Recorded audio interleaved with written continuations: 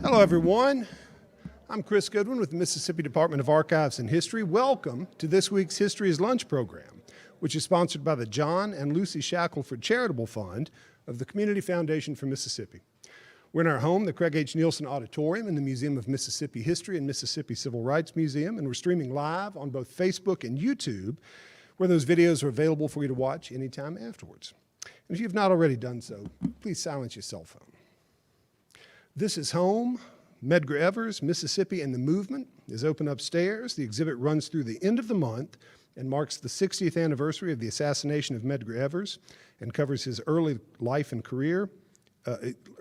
family, his career with the NAACP, and his lasting legacy. If you haven't seen that, make a point to step upstairs at some point and see it.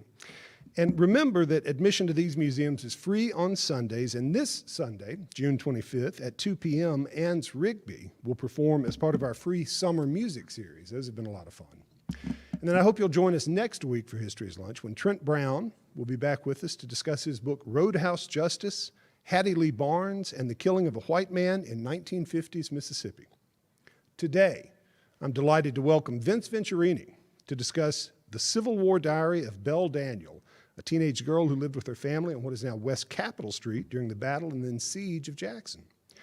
Vincent J. Venturini retired as Associate Provost at Mississippi Valley State University in 2014, where he had worked since 1992.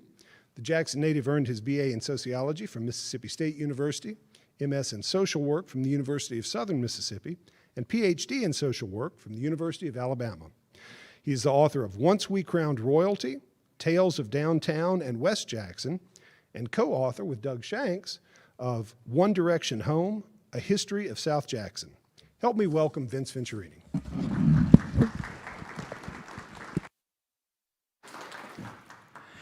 Thank you. Can y'all hear me okay? Yes. Okay. I'm delighted to be here, and it's the first time I presented in this auditorium. I'm presenting today on the Civil War diary of Belle Daniel, something that literally fell into my lap just a couple weeks before Christmas.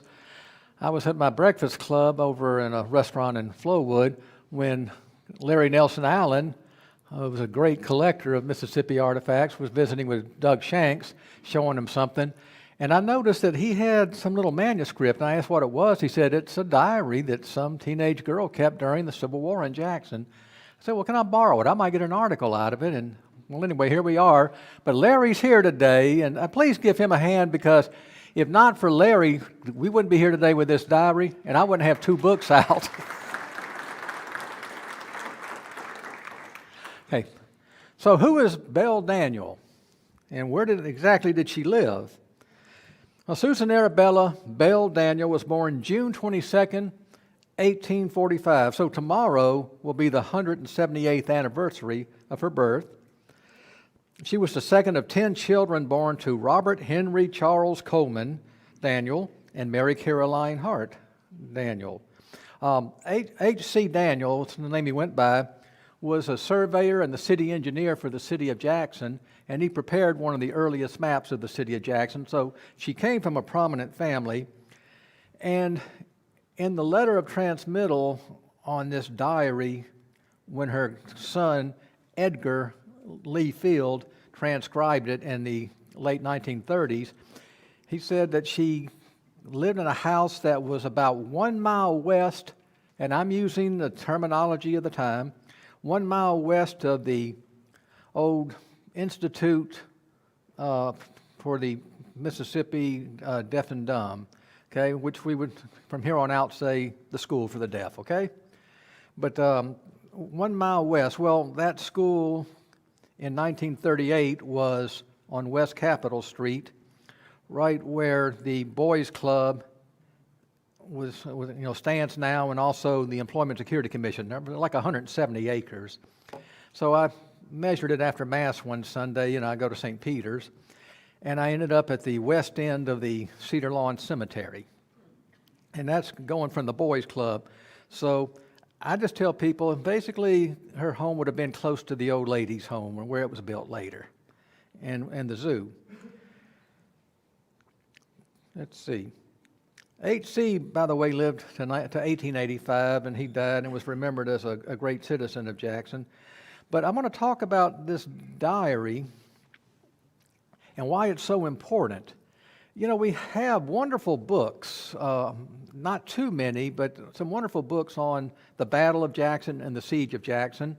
The most classic being the one by Edwin Bars and Mr. Grabo, is it Walter Grabo? Warren Grabo, thank you, Grady. Civil War historian here, Grady Howell. And also, Mr. Mikowski wrote one on the battle, and Jim Woodrick of Archives and History wrote one on the siege. But I'm a social welfare historian. You know, Chris said I have my PhD in social work from the University of Alabama, and my concentration was social welfare history. And we have a saying in social welfare history about writing history from below. Don't look at the accounts left only by the official people. You know, not by the social workers, not by the commissioners of welfare, not by the governor's office, but the people who receive the services.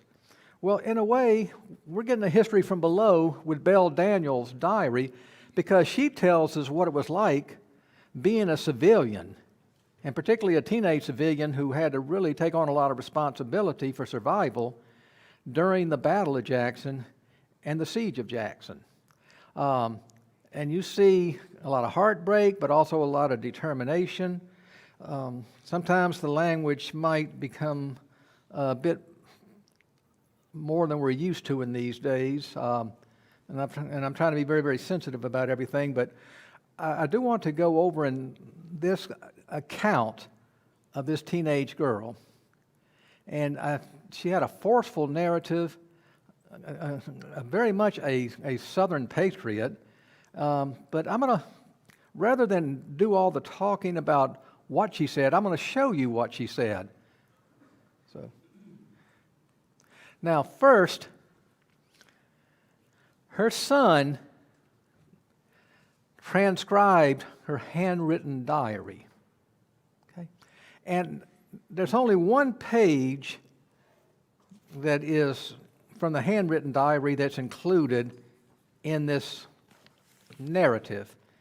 And so what I did was I looked at the first page her son wrote, or at least the opening, and I compared it to what I could tell the first page of her handwritten diary said, and found some discrepancies. So we have to address those. Her opening page says, "A bright, beautiful morning set upon Jackson and its neighborhoods. The news of the landing of its enemy at Grand Gulf had awaked," but you'll see a question mark after that. Again, you're trying to read words, actually a copy of words that were written over 100 years ago. I had awakened us, but we had every assurance from our president that the line, I got that in parentheses because I believe that's what the word is, and it makes sense. The line here would never be allowed to break, and only a few were disturbed by the apprehension of, I think the word is Friday, can't tell what comes after that until I can tell Yankees in, and then again can't tell what it says in person. I think we can safely say what it is some people really were afraid of meeting the Yankees in person, okay? That would make sense. The daily labors of town and country went on. To be sure, a breakwork or fortification had been thrown up around our town, but we looked on it as a military precaution. I never, and that's when that page ends. Okay? So let me go to the transcription of her son of those first couple paragraphs, and you'll see some big differences. A bright, beautiful morning was upon Jackson and its neighborhood. That's the same, right? The daily labor of the place was going on as usual, except a few people who, more apprehensive of danger from the approaching foe, were hurrying away with their families and effects. Some laughed at them as cautious, others were half inclined to follow suit, but none dreamed of what scenes would begin the following day to this, so quiet and bright. A lot of difference there, isn't there? So as someone who has been trained to look at welfare documents and a lot of handwritten letters and such, I have to be curious, what kind of discrepancies would I find in the other typed pages for which I don't have a corresponding handwritten diary? It would be my dream to one day get a copy of that handwritten diary, and it probably would take me a whole summer, but just painstakingly go through and see what I can come up with. And also, I hope the diary still exists. I mean, I've struck out in trying to actually find family members. So, but just want y'all to know, this little caution, sometimes what's transcribed is not totally in line with what was originally written. Okay. But now Belle, and I think that what comes across with the transcription, was a very energetic young lady, a very strong-willed young lady. She was not that concerned on May 13th, when her diary begins, which is the day before the battle. She felt, well, the Yankees will never get here. And, the Civil War had been going on for 2 years at that point. Jackson had basically been spared a lot. And, we were a center for some manufacturing for the Confederate war cause. But there was this feeling, in fact, in one of the, well, it was actually in the story of Jackson, William David McCain wrote that for the soldiers stationed here, there were a lot of pleasant social distractions. Jackson's sense of security was badly shaken in May of 1863 and was totally wiped out in July of 1863, and that's what Belle lived through and wrote about. So, but when everybody was panicking that the Yankees were coming, she went to see a neighbor lady to have her teach her some netting. And netting, all I can say is when women made their own clothes, netting was a good talent to have. That's about as much as I can understand about it. And that's what Belle was concerned with. She even said in the son's transcription, I felt so sanguine about everything, Let's see.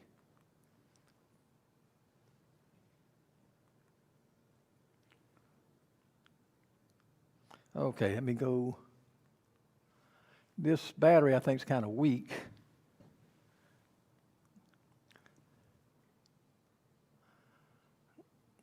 All right, bear with me a second. Okay. All right, the next day, I woke and found people stirring. I bounded out of bed and dressed. The sky was covered with dark, heavy clouds. See, on May 13th, her sense of peace and security was wiped out by her father returning home. Remember, I said her father was an important person in Jackson. He was a civil engineer and surveyor. He returned home in a very glum mood, took a nap, and got up and said, start packing. And so on May 13th, they were packing, trying to get as much as they could done. Belle and her mother were arguing with the father. They said, let us take the carriage and we could take it by ourselves. He said, no, I want one of the servants, Paul, to drive, to drive that carriage. He had to stay and take care of one of the neighbors and help her get ready until her husband can get back and take her to safety. So Belle suddenly waking up, and that excitement, that sense of we're okay, Yankees aren't going to get us, is beginning to leave. A courier passing said the enemy had planted a battery about a mile up the road. This I did not believe. I cannot realize they could come upon us so quickly. So suddenly a reality was beginning to set in.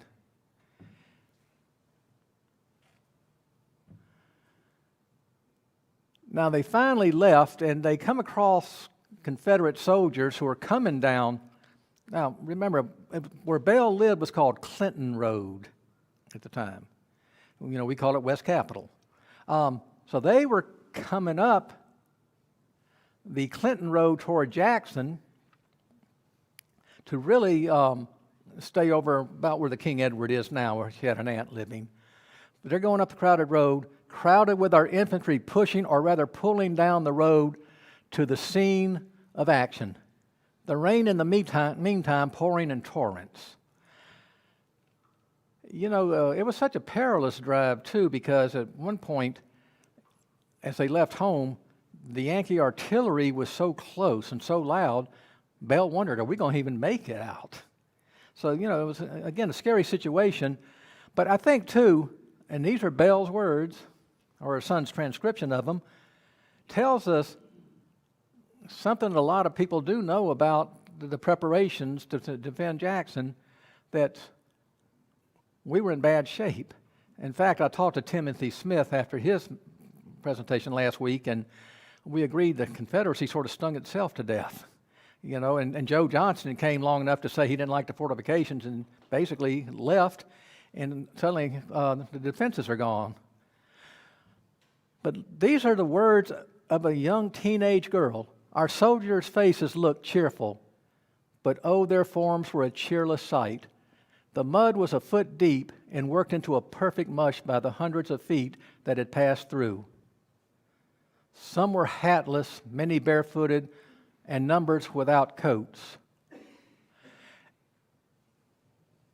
Okay, that kind of shows you we were not the best equipped, were we, Grady?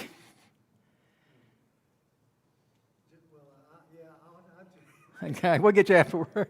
But the thing is, Jackson was not a defendable city during any of the four occupations. and to see the condition of the Confederate soldiers, like she said, she was cheering them on. There's one beautiful quote she had, though, that I got to tell you. If it's not missing from this. Oh, yeah. I told you this woman was a Southern patriot. And by the way, I'm only presenting as a teenage girl saw the thing. I'm not a neo-Confederate. My politics are left of center. But I appreciate the Civil War history. And to me, I have a great affection for her because she was local. I mean, I've read Civil War diaries written by women elsewhere, but this one because I knew the place she'd been. I'd been there. These rugged men wore a uniform that none but an array of patriots can wear. A true and determined heart, a heart that felt no stronger passion than hate for a Yankee and love for his country and his country's rights. That's how she saw it. And again, that was that Southern patriotism. Now, again, I'm going to tell you, if it had not been for slavery, we wouldn't have had a Civil War. Because of slavery, secession occurred, and we had a Civil War, okay? But she was still looking at it, as many did. This was our country and our country's rights. So you're meeting a person who strongly believed all the things you had heard.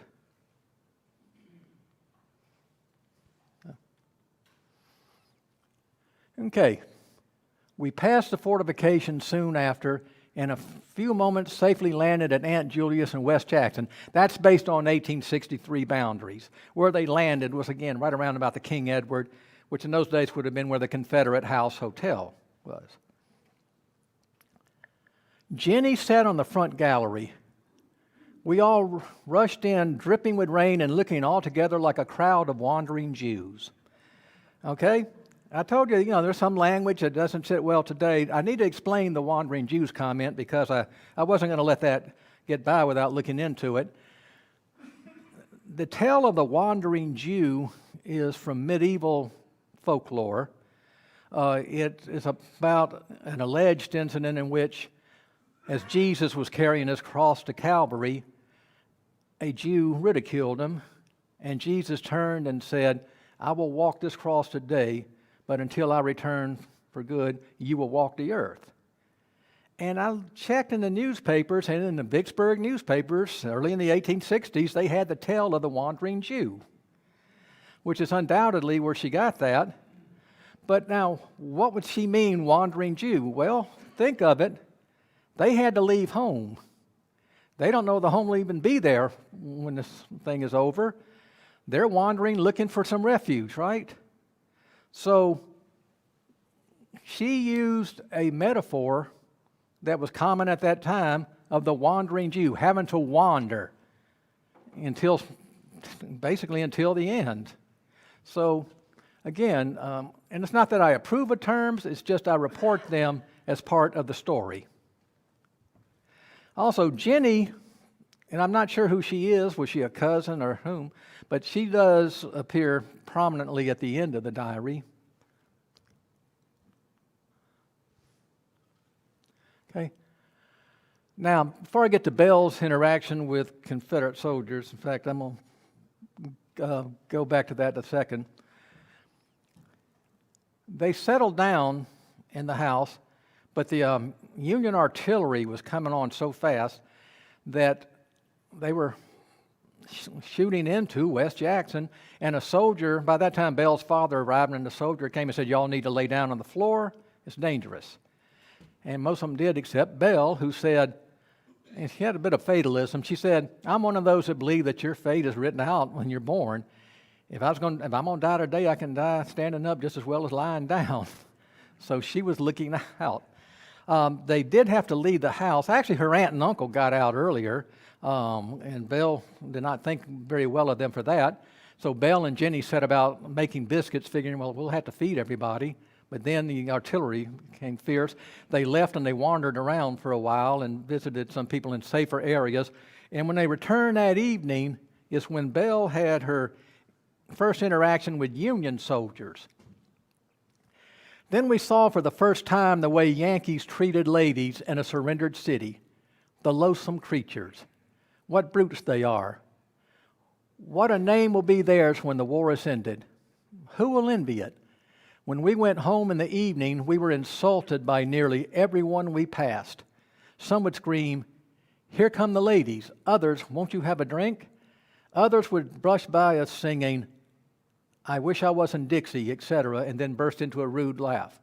Maybe it's just me. I sort of took a sexual connotation out of that. I wish I was in Dixie, okay? And I'm sure Belle did too. And but this was what they endured. Belle wrote, they must be used to those masculine women they have at home, who no doubt would get into arguments like this with men. Belle, you also see a Southern classism in Belle on this one.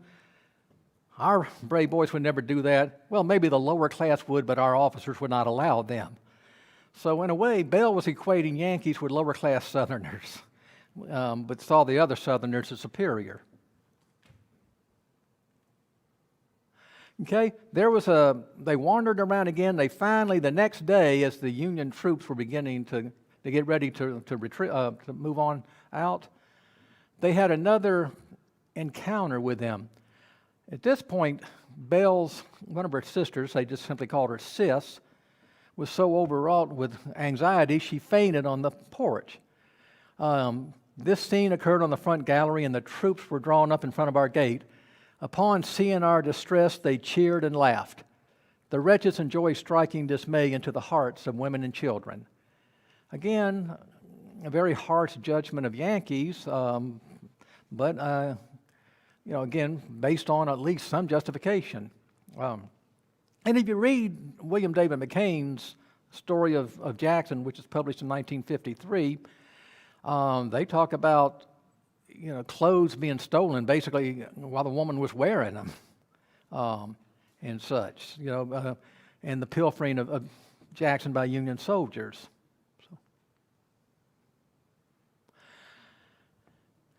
The Union forces leave, of course, so would General Joe Johnston, who was in charge of the defense of Jackson. So Belle goes back to her home down Clinton Road. And I only put one part of it down. It was the place was just totally ransacked. They rode their horses on the gallery and into the house itself. They took books, they ripped them up and threw them in the fireplace. They stole jewelry and other things that they could take. But anyway, broken furniture lay scattered on the floors. Gaping vacancies were where drawers had once been seemed to mock me with the question, is this home? So she goes back to a home that's been destroyed. And I'm going to tell you right here and now, the house doesn't get burned until the siege. But Belle's son, who transcribed this diary, was a military man.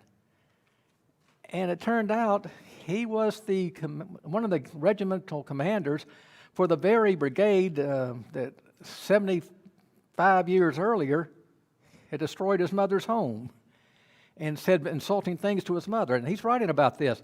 I go out to a parade, and here comes my regiment, and they have all their flags, and one was from Vicksburg. He said, man, did earlier soldiers of my own regiment burn my mother's house and yell at her, let's have a drink. You know, that could be sort of a strange feeling, couldn't it?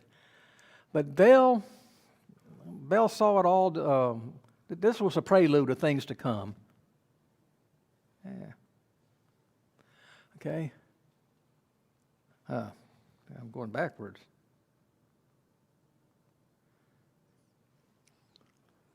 I turned sick, and that's why I have SIC, you know, for thus, Latin thus, at the spectacle and started back to Jackson. The road I had never tried before except in joy and peace was strewn with dirty soldier clothes, old knapsacks, shells, shot, cartridge boxes, and other signs of man in its, again, thus, terrible effect. Okay, close of recording events of battle. So she wrote, after this, there is a past part of my life I will not write of for reason of dull monotony, not relieved by a single joy or sorrow. So she was, you know, certainly devastated by events. And people were devastated by how they've been treated personally, how personal things have been taken, and how Jackson had been just totally ransacked. Now we have a romantic respite. She was 17 years old. She turned 18 about a little over 5 weeks after the battle. I never dreamed of seeing any more gray coats unless in passing or accidentally, because all my clothes were gone, and of course I retired from the world. Okay, but now a little happiness comes. When on my 18th birthday, Josie F. and Anna M. Now Anna M., I assume is Anna McLaurin, a general's wife perhaps, but maybe a daughter. But Josie F. and Anna M. invited us to take tea with them and a few of Captain Slocum's command. He was the commander of the famous Washington Artillery. Sis and I donned our new, again, can't tell what it was, and went. So maybe their new whatever clothes they could come up with. Feed sacks. Huh? Feed sacks. May have been. Actually, Betty Cabanis did loan a dress to Belle. And I went home that moonlight, escorted by one of those noble artillerists. So, you know, and this evening woke me to some of my old feelings. Okay, so we do see, you know, that she's come through the horror of the battle and of a lot of loss, but she's recovering, and you know, and she is a teenage girl, a young woman, and is looking at a romantic life.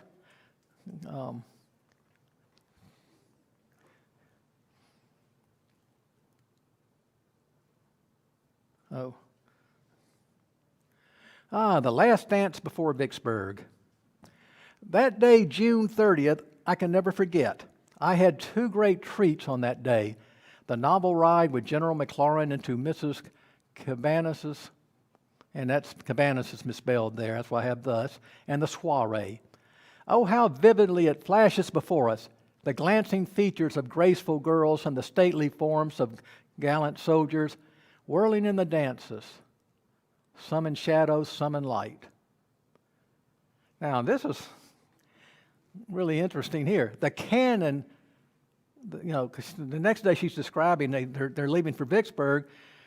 The cannon had been dressed up the night before in flowers and garlands. That's how they decorated. One of the soldiers gave her a magnolia flower, which, you know, she said, I will always keep. It was just for her a wonderful time, but it was, again, that last dance before tragedy and loss returns. So the next day, they're watching the Washington Artillery march off. The cannon that looked so gala the night before, when half screened by garlands of flowers and foliage, now bore the stern and cold appearance of war's most terrible implement.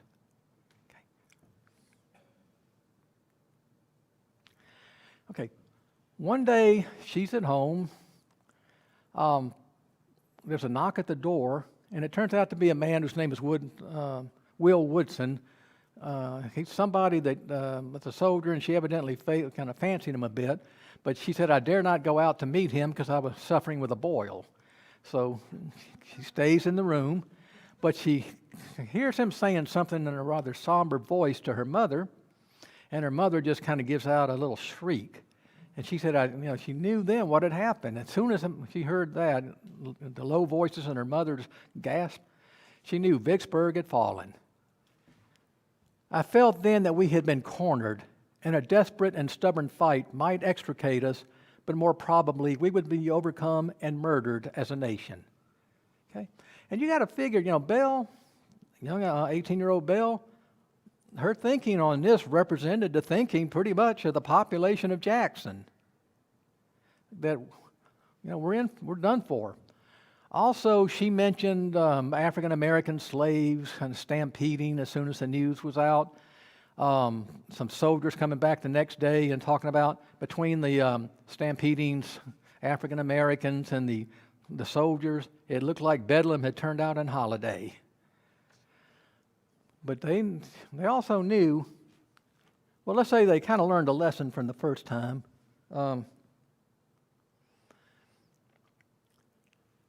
That night they did have some soldiers, before they had to vacate their house, they were the last soldiers we ever entertained in our home. And several soldiers actually spent the night in that house because they wanted to put them up. So, but they were the last soldiers we ever entertained in our home, for we never lived there afterwards, and now it is a heap of ashes and the blackened chimney stand monument of Yankee glory. What was the name that Jackson acquired at this time? Chimneyville, still used, kind of recreationally and culturally at times. Okay, well, I'm one of those that believe for years, because like I said, I'm not a neo-Confederate, that, well, the destruction was mainly of the things related to the war industry, but no, it was a lot of wanton destruction, and you'll see a rather kind of touching scene of hers in a few slides. But her home was destroyed. That's what her son was thinking of years later. Did soldiers in this regiment, all these years ago, burn my mother's house? Let's see, maybe make sure. Okay. Make sure I'm in the, yeah. They didn't wait around. Belle had learned from the Battle of Jackson, when the Yankees are coming, they're coming, okay?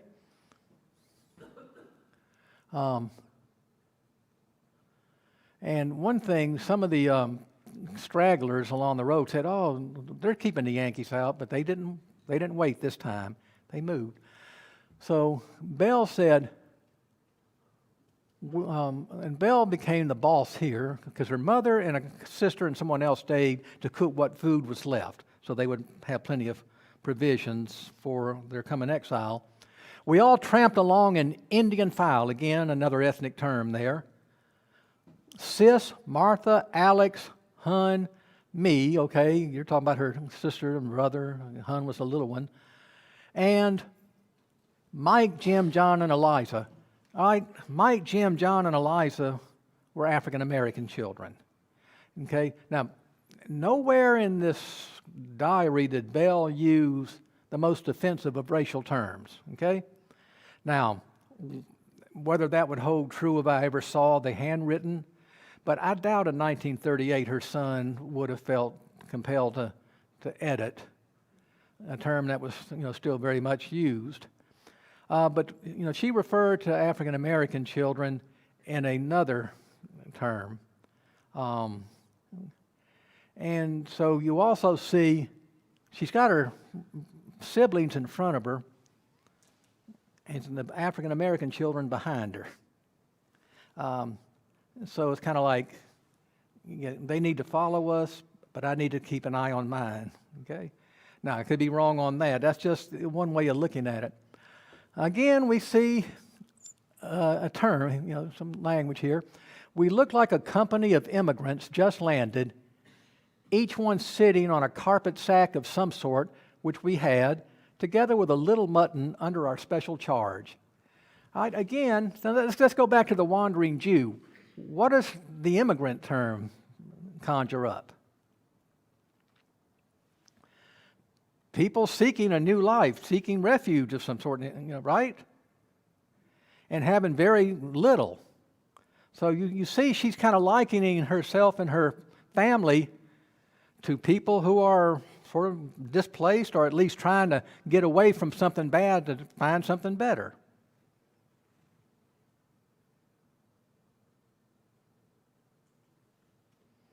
Okay. Let's see. All right, the first camp they went to, when we arrived at the lake, we sat huddled up under the shelving bank like so many frightened chickens when there is a marauder out after one of them. Although that doesn't conjure up any ethnic slurs or anything, it does show again that feeling of how vulnerable we are. But this next one's a rather touching statement. A beautiful starlit night.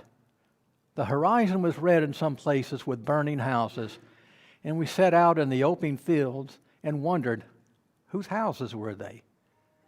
So that was something going on among civilians in Jackson and the people who were in that camp, right? By the way, the camp, well, when she left home and she took, her little entourage, her siblings in front of her, the African-American children behind her, they traveled along the railroad and they were heading toward the fortifications and they passed the graveyard. So mapping out that, I would assume that they walked up past the Greenwood Cemetery heading up toward fortification, or at least toward High Street, and I'll explain that in a second. All right, this time they moved to Bailey's Lake and the recovery of community. Now, when I acquired this from Larry, I'm reading about these locations and I'm thinking, where is Bailey's Lake? I mean, it wasn't near Bailey's Hill. Bailey's Hill, where the Nissan place is, I think Michael Joe Cannon now, there under the hill. Well, that's Bailey's Hill, where Union forces swept off the hill and got cut to pieces by the Confederate artillery. And I thought, no, she wouldn't have been walking that way. Well, I do a radio interview one evening right before Christmas, and I'm saying, I got to find where Bailey's Lake is. And then the phone rings, the disc jockey answers it, and the guy says, I worked for the Game and Fish Commission for years. Bailey's Lake is over there kind of across from the Coliseum near the Pearl River. Said that was in the 30s, that became the first hunting and fishing camp in Mississippi. So, that saved me a lot of having to go search because this guy heard me on the radio and called and let me know where Bailey's Lake was. We met one of our neighbors there in the outskirts, Mrs. Smythe. At a little distance was poor old Mrs. Fort, a feeble invalid, lying under an awning, her Bible by her side and looking as cheerful as if she were in her old home surrounded by all the care and comforts which can be made for aged people. Mrs. McLaurin and Mrs. Allen were making a tent. They had been our neighbors for many years, and I began to feel at home.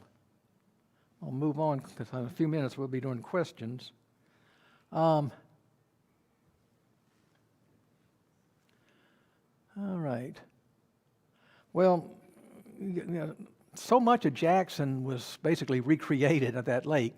This one editor went there to check on his family, and he said it seemed like all of Jackson's here at Bailey's Lake. In fact, the last time I did a tour of the Oaks, Mayor Boyd's home, it seemed like they said that he hid out in the Pearl River Swamp, so he was probably at Bailey's Lake. All right. Again, we get an upbeat conclusion from her. Dear, dear Betty, how I love her. That's Betty Cabanis, or Cabanis. But not more than Jenny, the sister of my whole life. And Jenny was not her sister. That's the one who was at the Hampton house. And Aggie, who we never met before. This is the first time Aggie's mentioned. Gentle, loving Aggie, complete the trio. My heart is bound to them all. Which I love the best, I do not know. This is how she ends. Aggie, Betty, and Jenny, what a sweet sisterhood these formed. Okay?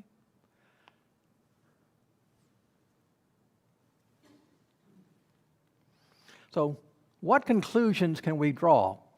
Who was Belle and how do we judge her? If we engage in presentism, and that presentism is a historical term for the judgment of people who lived in the past by current standards of right and wrong, if we do that, maybe she becomes a villain. If we look at her as a product of her time, socialized into worldviews that were contemporary in the 1860s, maybe she becomes a heroine. All right, but this is my conclusion, and only my conclusion. You're free to your own. Susan Arabella, Belle Daniel, was a girl born in 1845 near Jackson in Hinds County, and who weathered the severe trials of war as a teenager with courage, heartbreak, loss, and determination. She carried with her the prejudices and race norms of her time and an unflinching patriotism for the South. She loved her family and friends, and she longed for romance in her life. Belle played the hand life dealt her, sometimes losing, sometimes winning. To me, that's it. That's who she was. You know, I don't see her necessarily as heroine or villain, just as a person who had to react to events around her. So, and I think we are probably about ready for questions now.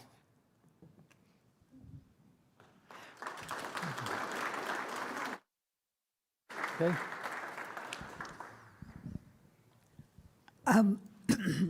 Her son was creating this so-called transcription in 1938, am I correct? Right.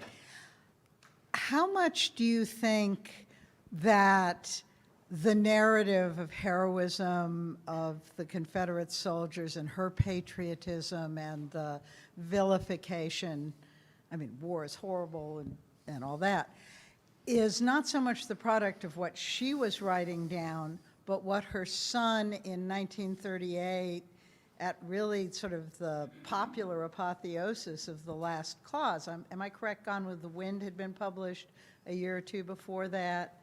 How much do you think the narrative is crafted by the sons operating at a time when the romantic view of the Old South and the suffering of the civilians became part of that lost cause narrative? Okay. I know what you're talking about, and, you know, I'll Take My Stand was published about that same time, maybe a little earlier. But I think that, I think he's probably depicting how Belle really saw it. I mean, when your house gets burned, you know, and you lose everything, it's kind of hard to feel, you know, particularly generous toward how you assess people. And also the insults from the Union soldiers. In fact, it was a shock to him to find out that his own brigade had done that in an earlier formation. Okay, thank you for your question. You got somebody here? Well, he's going to bring the microphone to you.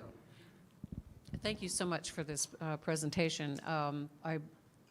Being able to read things from, you know, the period is so important, you know, but from the very first page that you showed us, the transcript, you know, the later segments seemed a lot more reflective, I guess, than what that first page did. And so I had kind of the same question. It seemed like there was a lot more,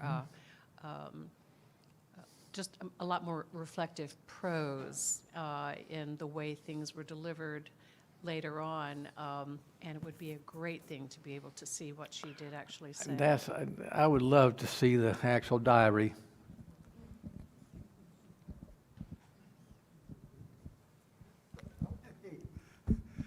Just a couple of pointers, Vance. That was an excellent presentation Thank and you, Brady. everything.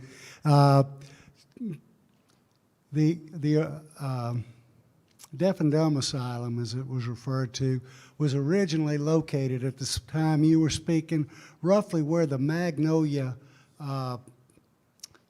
apartment house is towers. on North State, which was, of course, the old Canton Road back then. Mm-hmm. And a lot of the people, well, Mayor Manship and everything, they had their finer homes on the ridge and everything and stuff. There was an OR, official records map, by a Union officer after the siege of Jackson drawn, and it shows burned homes. And seeing as how he was such a principled person, it probably one of those homes was his and stuff. But yeah, and of course Jackson got its name after the second occupation, when they really started terrorizing and burning the civilian population. I would like to just make one point. There is one commercial building in downtown Jackson that survived the war and is still standing. It is almost right across the street from the War Memorial Building, which back in those days, that was Jackson Fire Company #1, which was neutered really because of the fires were so massive, and in some places exploding shells, they couldn't respond and such as that. But that whole block that ran from Amite Street, well, from North State Street, down Amite to President, President to Capitol, Capitol up to State Street again and State Street. The Spangler Corner, which was a wooden building at that time, was located directly from in front of the old the Capitol then. But there were 2 brick buildings on that entire block. Jackson was largely a wooden city, but there were 2. The oldest building, the oldest brick building, was roughly where Don Evans has his law office today. And it was the first Capitol building built in the city, and it was constructed with inferior slave-made brick and mortar, roughly around where the city jail is. And it could not, when the Yankees burned that entire block, it couldn't take the heat, and it just collapsed. The Mississippian, a newspaper, was being printed out of it at that time.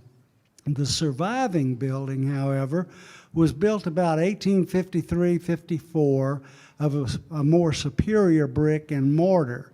And if you look at the von Suter image of 1869 from the southern side of the building, you can see where the wood structures burned away from it. But whenever you go, the front of the building is identical as it was, but it has some stars up there where they put those support rods over the years. But yeah, this old city has so much wonderful history. Mm-hmm.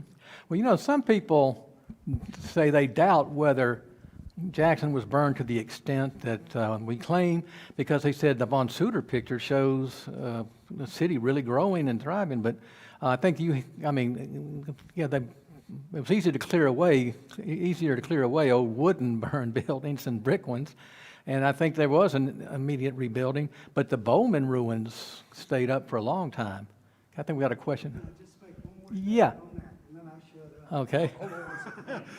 Okay. In my book, Chimneyville, one of the sources I used was a July 1863 news article from the Canton, Mississippi, American Citizen. Now, there's a story there of how Canton survived, why Canton survived, nobody knows. But the reporter came from Canton, reported the principal burnings downtown in Jackson, and he closed by saying that the Union soldiers are now referring to the once proud capital of Mississippi as Chimneyville. And of course, the locals picked up on that after the war. Now, you could say you only barbecue and the Craftsman Guild. Yeah. And that's pretty much it. going away.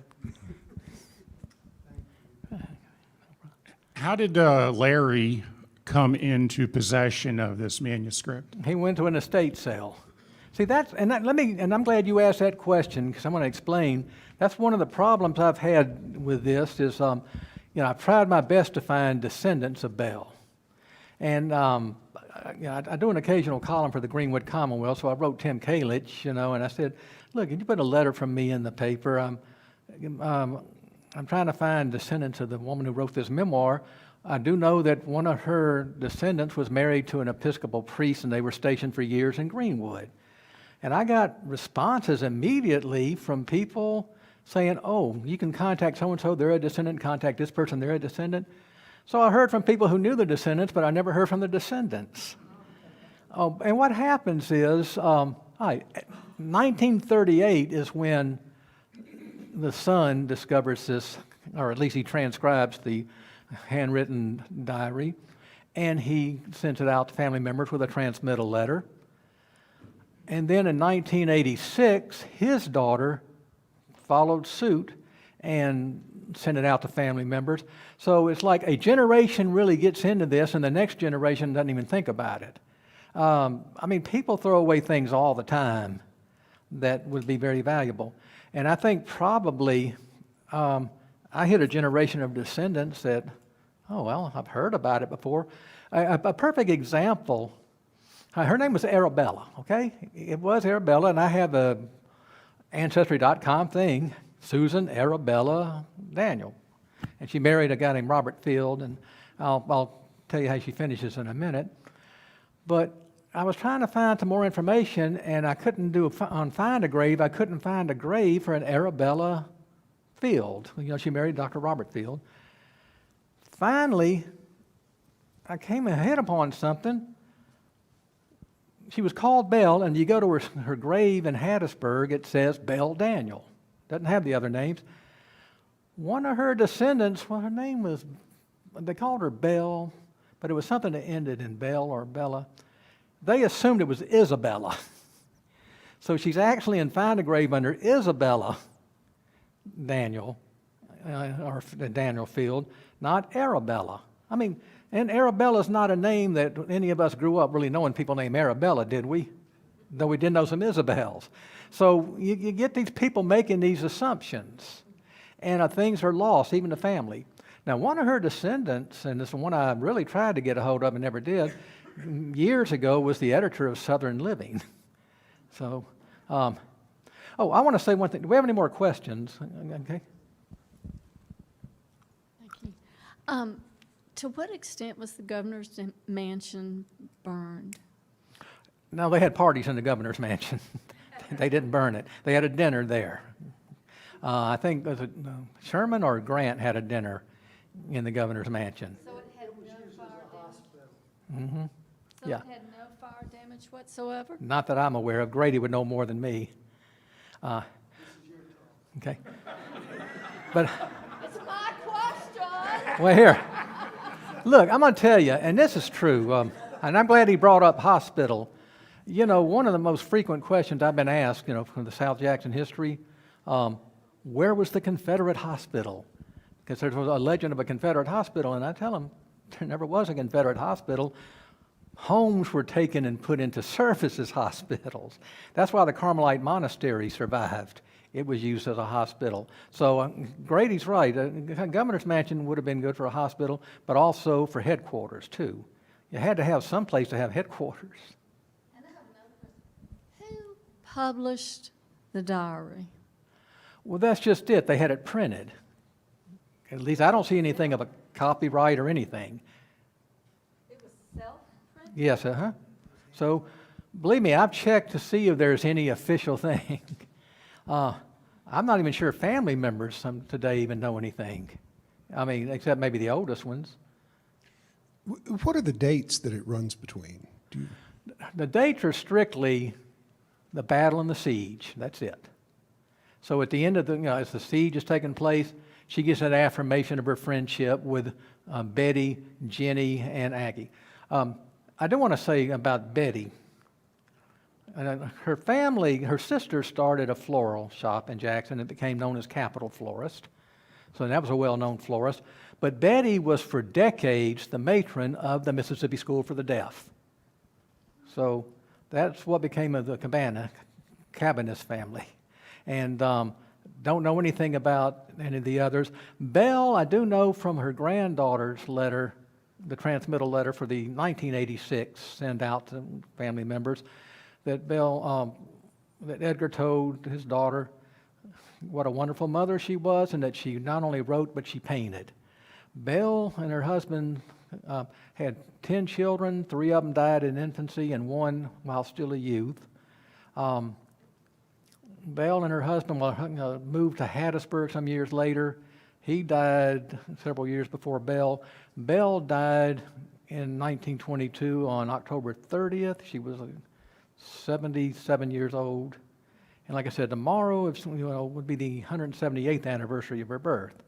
So Belle was a Southern, born into Southern family of some prominence, not wealth necessarily, but some prominence.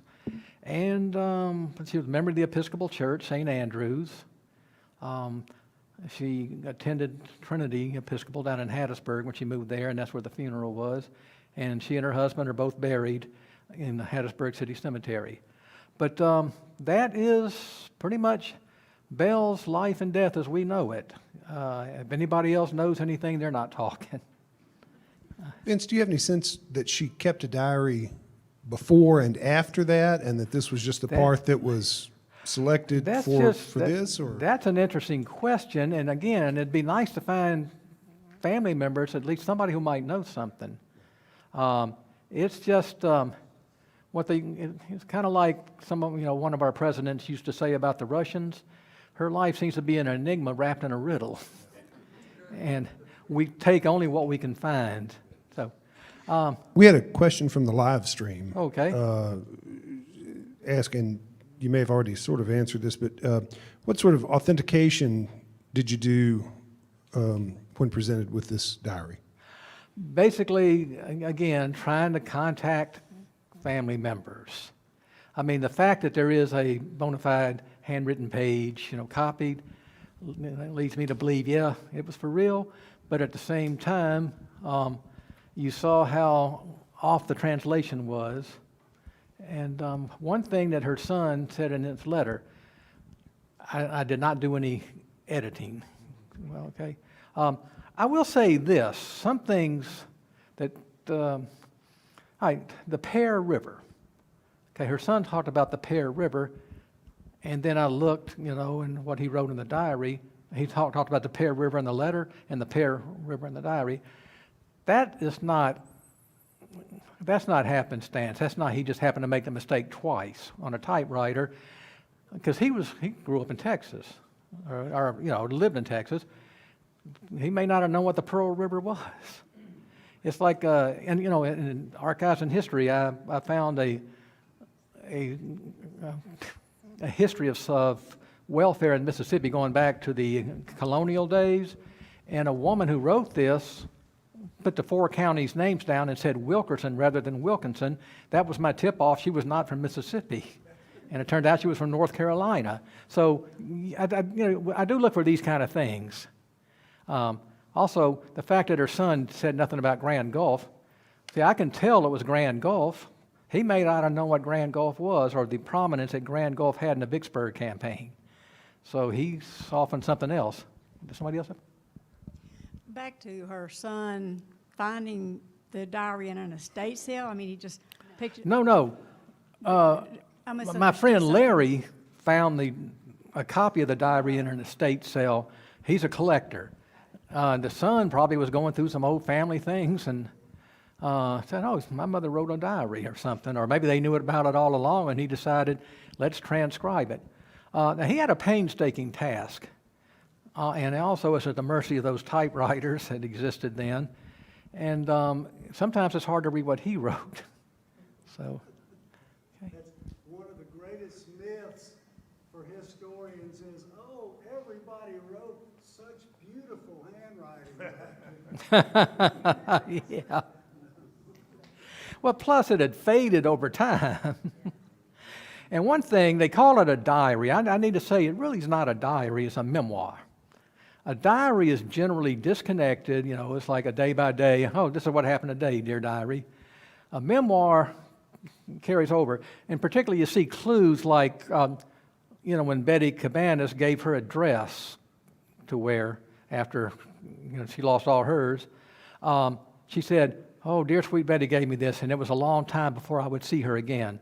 Well, you don't go home and say, dear diary, Betty gave me a dress. It'll probably be the last time I see her for a while, so that shows that's memoir as opposed to diary, and there is a difference. Any other questions? I have a question. Oh, hold on, I'll bring you a microphone.